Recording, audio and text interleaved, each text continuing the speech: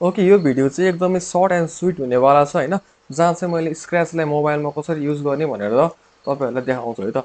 Scratch doesn't have a full app for mobile but you can use Scratch Junior for younger kids. स्क्रैचको चाहिँ full mobile supported application छैन, तर तपाईहरुले चाहिँ scratch junior use गर्न सक्नुहुन्छ यदि तपाईहरु चाहिँ लास्टै नै सानो हुनुहुन्छ भने है त। तर यदि तपाईहरु क्लास 8 र 9 मा पढ्दै हुनुहुन्छ भने चाहिँ तपाईहरुले scratch.mit.edu चाहिँ मोबाइल ब्राउजरमा खोल्न सक्नुहुन्छ। तर कम्प्युटरमा चलाउन चाहिँ एकदमै सजिलो हुन्छ है त, अनि रिकमेन्डेड पनि कम्प्युटरमै हुन्छ।